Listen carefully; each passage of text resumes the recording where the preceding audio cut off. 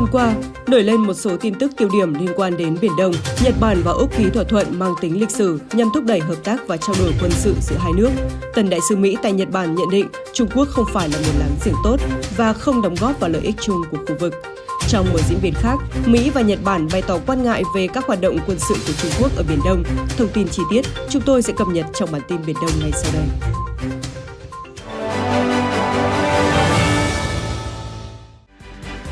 Ngày 4 tháng 1, tại Hội thảo ASEAN lần thứ 23 về vai trò Chủ tịch ASEAN 2022 của Campuchia được tổ chức bởi Viện Nghiên cứu Đông Nam Á Yusof Ishak, Singapore, Phó Thủ tướng kiêm Bộ trưởng Bộ Ngoại giao Campuchia Prak Sokhonn đánh giá cao tầm quan trọng của COC và mong muốn COC sẽ được ký kết trong năm nay. Song ông Sokhonn cũng cho rằng với tiến độ hiện nay thì điều này là khó do các tranh chấp trên Biển Đông vẫn đang diễn biến phức tạp. Phó Thủ tướng kiêm Bộ trưởng Ngoại giao Campuchia cũng lưu ý rằng có hai yếu tố cần thiết để có thể ký COC, đó là ý chí chính trị và thiện chí của tất cả các bên liên quan. Điều thứ hai là môi trường hòa bình trong khu vực.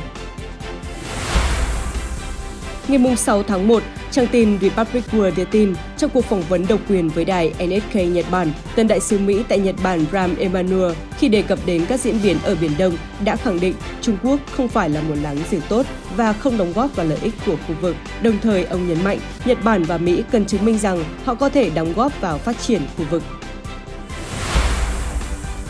Ngày 6 tháng 1, tại cuộc họp trực tuyến giữa Thủ tướng Úc Scott Morrison và Thủ tướng Nhật Bản Fumio Kishida, hai bên đã ký thỏa thuận tiếp cận đối ứng RAA. Thỏa thuận mang tính bước ngoặt này nhằm tăng cường hợp tác và trao đổi quân sự giữa hai nước, đóng góp vào sự ổn định khu vực trong bối cảnh Trung Quốc đang ngày càng mở rộng ảnh hưởng quân sự.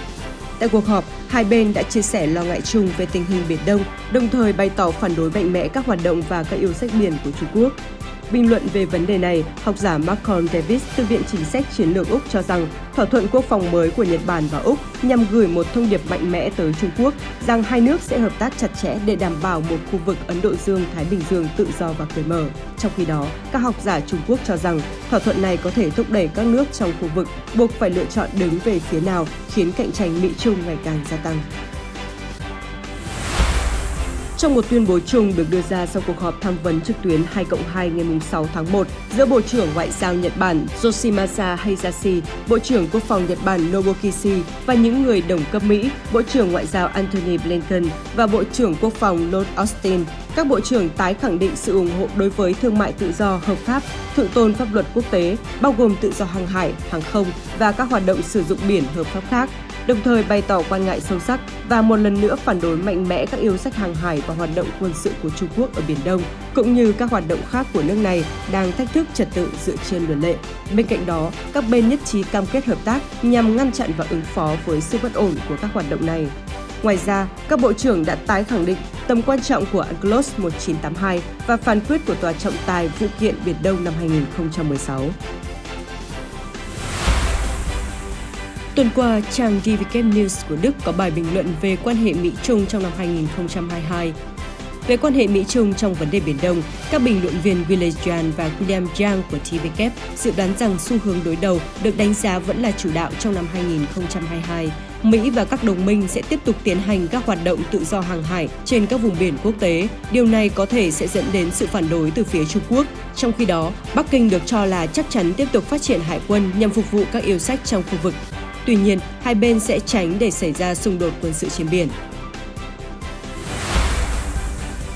Liên quan đến hoạt động trên thực địa, ngày 6 tháng 1, Naver News đưa tin trong năm 2021, Hải quân Trung Quốc đã bổ sung ít nhất 8 tàu khu trục tên lửa dẫn đường DDG, 2 tàu tấn công đổ bộ HLD và 1 tàu ngầm mang tên lửa đạn đạo chạy bằng năng lượng hạt nhân SSBN cho các hạm đội phía Nam và phía Bắc chuyên trách các vùng biển tiếp giáp với Hàn Quốc, Nhật Bản và Biển Đông. Theo nguồn tin, các tàu Hải quân Trung Quốc đưa vào hoạt động năm 2021 lên tới 17.000 tấn, nhiều hơn bất kỳ lực lượng hải quân của nước nào trong khu vực Thái Bình Dương.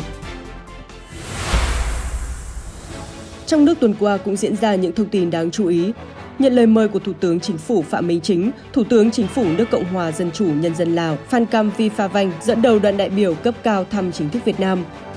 Tại cuộc hội đàm ngày 8 tháng 1, trao đổi về các vấn đề khu vực và quốc tế, Thủ tướng Phạm Minh Chính và người đồng cấp Lào Phan Kham Viphavanh nhất trí tiếp tục phối hợp chặt chẽ, ủng hộ lẫn nhau trong các diễn đàn đa phương, duy trì lập trường chung của ASEAN trong các vấn đề chiến lược có liên quan đến hòa bình và ổn định của khu vực, trong đó có vấn đề Biển Đông. Ngày 6 tháng 1, khinh hạm Bayern của Hải quân Đức cập bến cảng Nhà Rồng tại thành phố Hồ Chí Minh. Đây là chuyến thăm đầu tiên của tàu chiến Đức đến Việt Nam trong bối cảnh nước này đang thể hiện sự quan tâm đến khu vực Ấn Độ Dương-Thái Bình Dương. Đại sứ Đức tại Việt Nam, tiến sĩ Judo Hiner cho biết, chuyến thăm của khinh hạm Bayern thể hiện tình hữu nghị giữa Việt Nam và Đức, đồng thời khẳng định tầm quan trọng ngày càng tăng của Ấn Độ Dương-Thái Bình Dương. Đại sứ Hiner nhấn mạnh, hành trình của tàu Bayern cho thấy một nước Đức muốn tăng cường hợp tác với các đối tác quan trọng và tái khẳng định trật tự quốc tế dựa trên luật lệ, đặc biệt là Công ước Luật Biển năm 1982. Đồng thời, chuyến hành trình của tàu Bayern nhấn mạnh hợp phần chính sách an ninh trong định hướng Ấn Độ Dương-Thái Bình Dương do chính phủ Đức thông qua hồi tháng 9 năm 2020 nhằm tăng cường vai trò của Đức với tư cách là một bên tham gia sáng lập và một đối tác tại khu vực này.